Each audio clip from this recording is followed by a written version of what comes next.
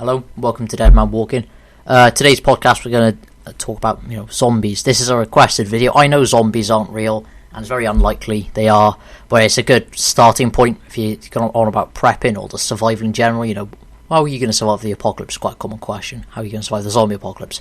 And, with its rise in popularity in popular fiction, I guess, with shows like The Walking Dead, and even the comics, they were popular. They were quite a common, main stable part of society, I guess. So we're just gonna go over a few possibilities over what might happen. How you're gonna survive, what you gotta look out for. So to start off, I'm gonna go about the zombies themselves. It's unlikely they're gonna be undead. They might not even be zombies. They might just be infected people. Seen in games like The Forest and the remake with Will Smith of I Am Legend, even though in the book they're vampires. We're not going to go into that now. But it's more likely going to be an infection, so that means we'll follow the standard rules of what would happen in an epidemic, pandemic sort of situation. About spread of disease and spread of infection. We'll go over that later on. So the zombie themselves. You've got to know how the infection is transferred. It's most likely, if it's going to be a pandemic, going to be an airborne disease. That's like what you don't want. So most people's chances of survival are already decreased because they might not have the mutation necessary to survive the initial airborne. But those who do survive, well, then obviously they're probably going to get infected by the classic zombie bite. But that's unlikely to happen, or just any contact with a zombie may possibly spread the infection at all, really. It's quite hard to tell, obviously, because this is a fictional scenario, but it's likely that if it's not airborne, it'll definitely be spread through contact or bite or, blood splattered as you kill the zombies. So, back on to killing zombies, nicely. Everybody knows it's destroy the brain or remove in the head. That'll kill a zombie. That'll kill anything, pretty much, apart from a cockroach. But if it's an infected person, maybe not even a zombie, if it's just like maybe an extreme form of rabies, then any shot which would kill, or any attack which would normally kill a person, is most likely to become effective then. But of course, there's been stories of where people have taken vast amounts of pain and what would normally kill them, but obviously with drugs, you might not remember it. Punch through car windows, won't remember that, won't feel the pain, 12 hours or whatever on certain types of drugs. So basically, you've got to the best bet is a headshot or whatever. This can be extremely hard to do, especially, it's hard to do anyway, especially during stressful circumstances. So, obviously, don't expect to be a zombie killing badass when you first go out. I think pretty much everybody will be scared of them. We've never seen them before, so most likely to be scared of something we don't know. So, the age-old topic of bugging out versus bunkering in. This depends on your location, but personally, I live in an urban environment. I'm not going to say where, but I would bug out for the start just because of if an urban environment, that's where all the zombies are going to be, because of all the people. So obviously I'd bug out, maybe go to an old abandoned farmhouse, stay there for a few months, and then while there's less hostile people going to be around, or zombies, there will be people as well, gangs, sort of, or maybe what remains of the military, they're going to still be there. So, bugging out is your best bet, just because most of the time it's your best bet if you live in an urban environment, but for this, especially because just the vast amount of people in there. So, moving on to supplies. There's 3 main supplies, other than weapons. That's medical, food, and sanitation. Obviously, some of those you can make from whatever you find, others maybe not. So, stockpiling supplies bug out scenario is obviously advised, but certain supplies will become in short demand quite rapidly, and obviously medical and food supplies are common. But the reason I put sanitation on there is to reduce the spread of disease, because that's how, obviously, a major cause of spread of disease. If you have unclean, if you have poor hygiene, you're much likely, not the zombie virus, but maybe you'd have a spread of disease such as, I don't know, cholera in the water supply, or not malaria, but malaria could be if you live in a hot environment where malaria is common. Obviously, that you got to think not just of the zombie virus, but normal infections which exist today are still going to be around. So you will have to take care of them as well. So you got to think about what you do normally, and then with the added threat of undead hordes trying to eat you. Everybody's favourite topic about the zombie apocalypse is what weapons they'd have. So it's going to be split down into melee and ranged. Melee is close combat, hand-to-hand, well, not hand-to-hand, close combat. So most people, I know in films, the two weapons, the melee weapons which are commonplace, there's a chainsaw and a katana. Now, both of these can be effective weapons, but we'll go for the chainsaw first. It's loud, heavy, and extremely dangerous to the user as well. I've used chainsaws cutting up logs, and I only used a small power one, not very heavy duty, just wanted to cut up some logs for the fire, and I probably won't ever use one again.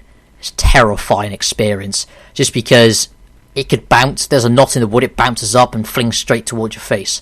So that's not good in any situation. But imagine you're going through a lot of zombies which are attacking you and moving at the same time, and you've got to swing, cycle the saw to cut through and hit the target. What happens if you miss and you swing round and hit either yourself or someone, a fellow survivor?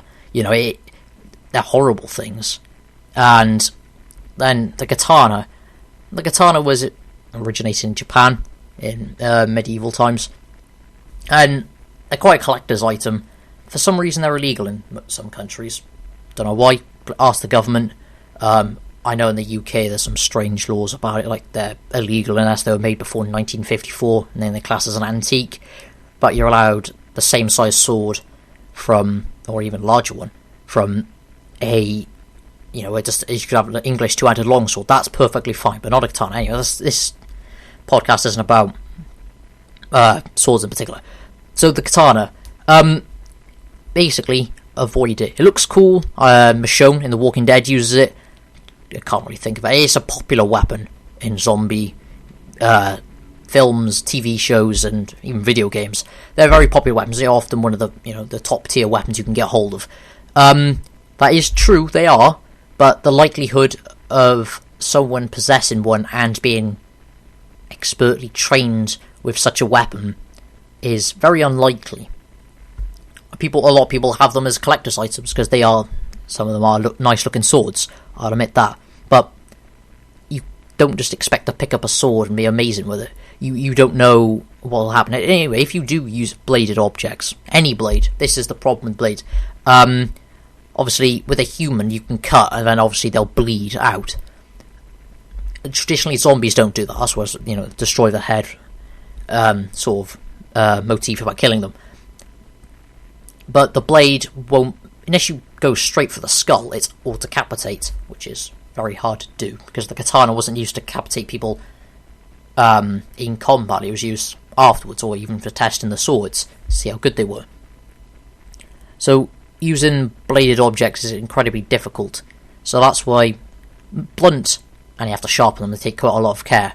Blunt objects, or blunt trauma, such as maces, hammers, baseball bats, crowbars, are much more effective against the undead horde, I guess. Maybe not against singular zombies, but over time they all prove their usefulness. You don't have to sharpen them. very little skill involved in swinging a baseball bat at a moving, but maybe a moving target, but if you sneak up. So blunt trauma is probably better. Obviously, if you're a expertly trained swords master, then maybe not. But for the everyday person who's probably never used a sword before, I haven't held one. They're heavy, heavier than you expect. That the blunt weapon is probably the weapon you want to go for. Obviously, there's varying types. Like a baseball bat might be more effective than a mallet because they're just for the reach. But obviously, it's what you've got, what you can get hold of, sort of idea. So ranged weapons. This would be firearms, bows, crossbows, throwing objects. So I live in the UK, and firearms are extremely difficult to get hold of. Just in general, we have very tight firearms laws as opposed to other countries. So this would be more UK based, but firearms, if you can get hold of one, that means you don't have to get close up to kill or even threaten. You don't have to do anything. You can just take him out from range. Obviously, living in the UK, the most common firearm, I know it's not a firearm, is a air gun. This probably won't. Well, okay, they have killed in time. Over time, people have been rushed to hospital and died. But it's unlikely that you'll be able to take down a shambling corpse with one shot from a small 2.2 pellet. So, moving on to firearms, range weapons. Civilians, I live in the UK. Civilians in the UK have access to, I'm pretty sure, rifles and shotguns. So that'll be bolt-action rifles, not automatic or semi-automatic weapons. Obviously, this is through the law.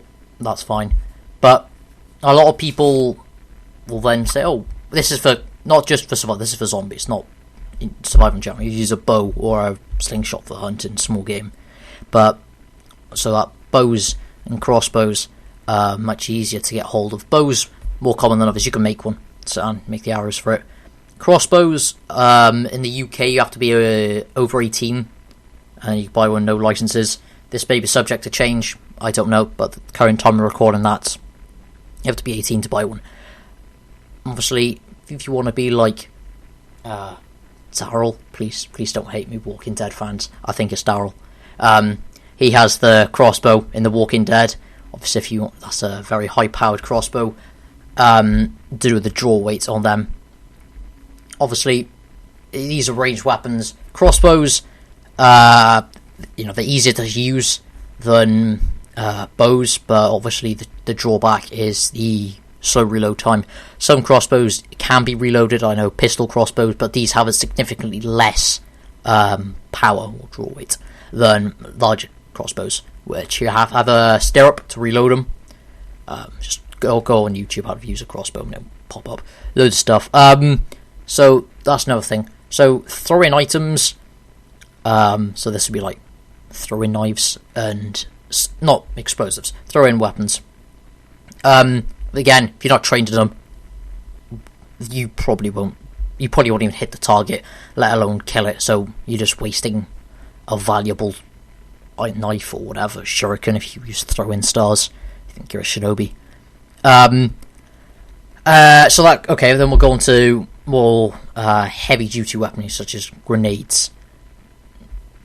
Very unlikely you'll find these unless you stumble across a military cache somewhere and find 6 hand grenades. I have no idea how to use these. I've never used them.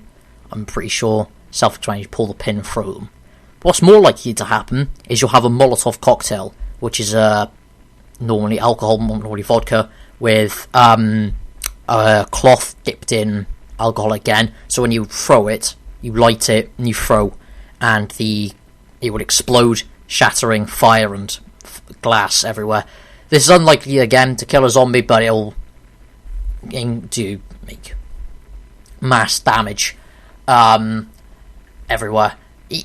These again may be useful for covering the track. If someone's chasing you, could use these objects to delay the advance, but they probably won't stop anything. Humans, on the other hand, it will cause mass damage, because humans have pain tolerances and they cannot go beyond them normally. I know some people can. So moving on to transport, you got land, water and air. Land is the most common one, but the roads are going to be clogged whenever there's going to be a panic, and even after, say if you're the last person left and there's loads of zombies everywhere, the roads are still going to be clogged up with the people's cars they've just left or died in. Obviously where there's dead bodies, there's probably going to be zombies. Obviously the engine noise will attract, but the benefit is most adults know how to drive. Some younger people know how to drive, so they're easier to learn. So water, this is probably better, especially if you got canals. You could use them to your advantage. Less fuel used, but zombies may not have to breathe oxygen, so they may just lurk below the depths, crawling up onto the boat. I don't know if they'll have to breathe. That's something to think about. And obviously, possibly fuel-free. That you could have a sailing boat, you could live quite comfortably on that. Obviously, you have to worry about supplies, but fuel-wise, for transport, you won't have to use them. I know some larger sailing boats or yachts have a small engine on them in case there wasn't any wind. These aren't very fast, but obviously it's a sailing boat or a yacht. You shouldn't really be using that. You should be sailing. If you've never sailed before, do not try sailing in the apocalypse, because it's dangerous, and you basically stick to what you know, or you could learn. You could book courses, or just go. So if your friend has a yacht, so I learned from friends, family. So you don't try something unless you've done it, or maybe someone in your group of survivors knows how to sail. That's fine.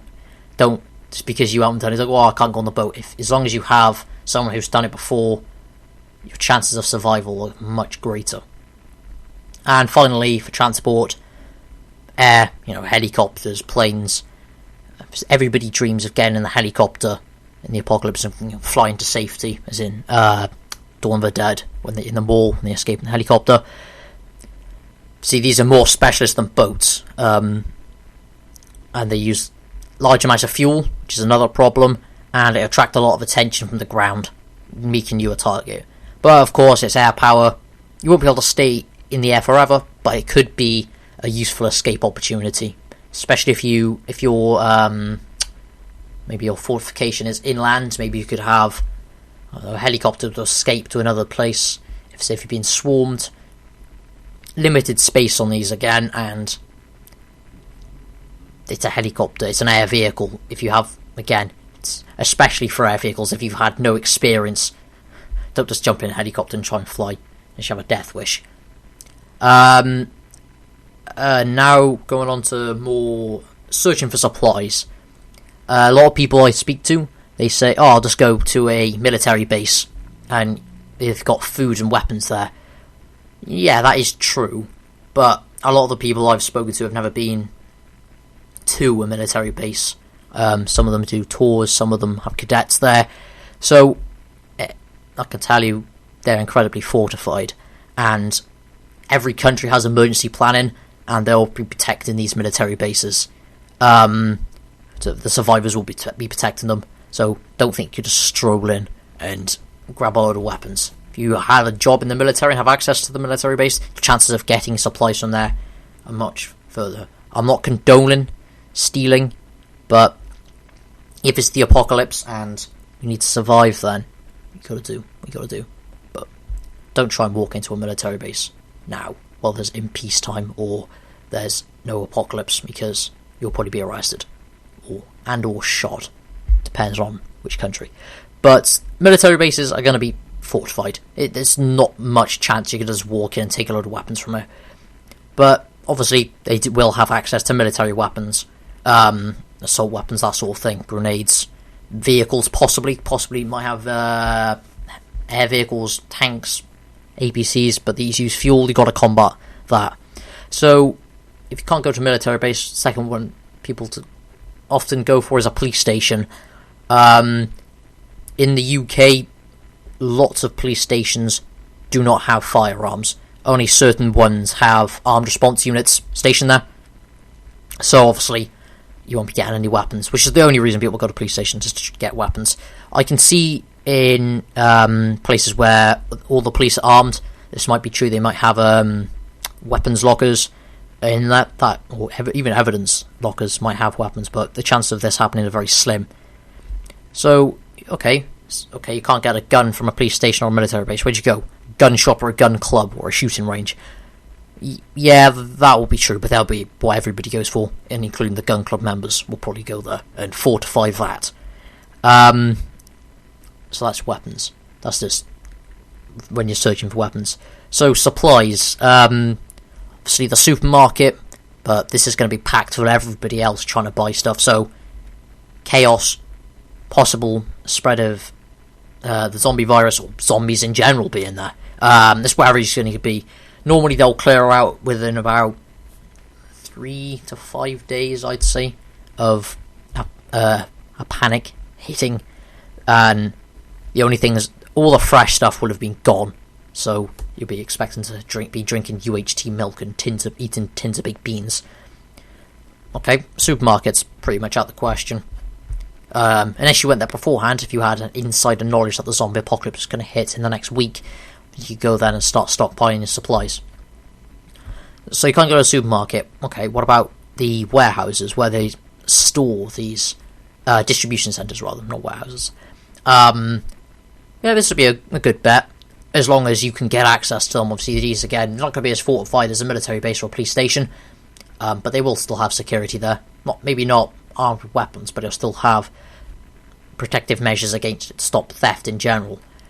So yeah, you could get maybe some long-term supplies from there. And finally, I guess medical supplies. Hospitals, pharmacies, doctors, they all have these. Or even a lot of public buildings have a small first aid box, so maybe if the zombie apocalypse hits and you're in a library, have a look around for the first aid kit. Might be useful later on. Even if you don't use it, you can use it as bartering or whatever. But although hospitals, may seem where the infection is going to be most, that is true. But the vast amount of supplies, which may possibly still be in there, I don't know. They might be looted first hand straight at the start. But they will still have, medical supplies in there. That's what you got to think about. And finally, long term, it depends how many tins of baked beans you got. Really, it's the ultimate question. But you're probably going to have to settle down somewhere and start farming, fortifying. And with that comes power. As in energy, not control. So the power, a lot of people use generators in films, but fuel goes off. Does that make any sense? It won't stay there infinite. It will evaporate and such over time. So you got to think more green, quote unquote green energy. So that'll be like solar panels, hydroelectric power, bioethanol. I guess you could even use that if you'll have engineering skills to do that sort of thing. Recycling. You got to think long-term survival. Obviously, power is very important, but obviously if you've got stadium lights rigged up to your farm to help grow your carrots and potatoes, you're going to attract a lot of attention with the lights, so you've got to be careful with that. Long-term transport, as I said about the fuel, gas, if you live in the US, this will go bad, so you're going to have to, I don't know, boats, horses. So again, if you've never been on a horse before, don't expect to be a master at it. You might already be dead. Oh no. I know that's sad for many animal lovers, but animals might die, and you may have to eat them. It's not exactly a pleasant thought, eating a freshly dead horse. But when you're eating stuff, obviously make sure it's not infected. Usual rules apply for eating dead animals. But yeah, you got to think about long-term transport. Obviously, if you don't expect to live long-term, that's your ideal. But you still got to think how you're going to survive, not just in the next 6 months, but the next 6 years. Anyway, thank you for watching. I know it's been a long one. I'm just looking at the timer now. My Audacity recording software. Thank you for watching again. I have a Facebook page. I'll put that in the description below. If you enjoyed this video, like and subscribe. For more, I upload these podcasts every Wednesday, and more like a skills or an outdoor video every Sunday. Until next time, Deadman Walking, out.